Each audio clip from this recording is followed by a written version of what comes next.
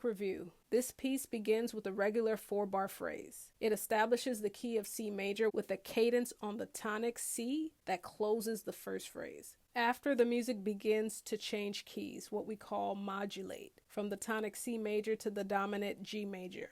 This process forms the second phrase from measures 5 to 11, and that's what we're looking at today. It's an irregular 7-measure phrase, so not your typical 4 or 8. You can think of it as 4 plus 3. The first 4 measures is a descending 5th sequence that transitions the music from C major to G major.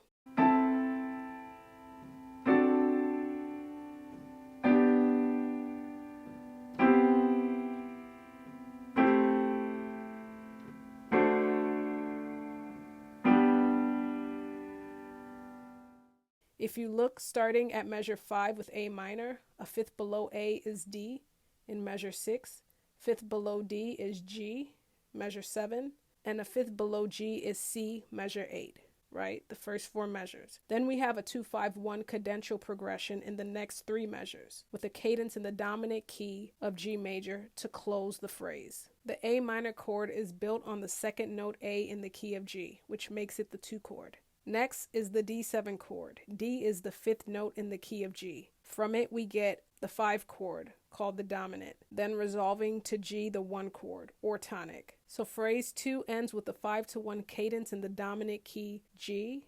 Adding the 7th to these chords leads to a stronger cadence. The 7th of the chord against the root sounds dissonant, and dissonance adds an element of tension, and the expectations most of us as listeners have is that tension will resolve. Let's listen to the 2-5-1 without the 7th, so just the basic 3-note chord, and then with the 7th added.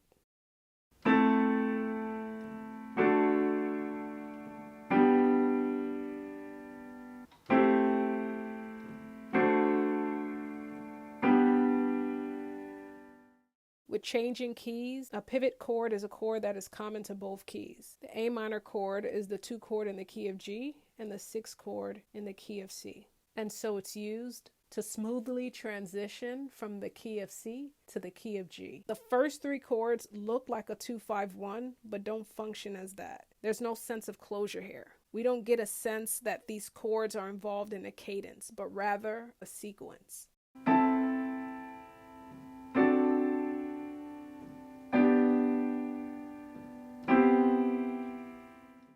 If we want to get more specific, the first cadence in phrase 1 and the second cadence in phrase 2 are both imperfect authentic cadences. The perfect authentic cadence is the strongest type of cadence. It is a 5-1 with both chords in root position, and the highest note of the last chord is the tonic first note of the key. Now, in an imperfect authentic cadence, one or more of these requirements is missing. Either the 5 is replaced with the diminished 7 chord, going to 1 or both chords are inverted, or the highest voice is not the tonic. In the first cadence, it is a 5-1, but one of the chords is inverted. So right there, it's an imperfect authentic cadence. In the second cadence, it is a 5-1, and both chords are in root position, but the highest voice on the final chord is not the tonic.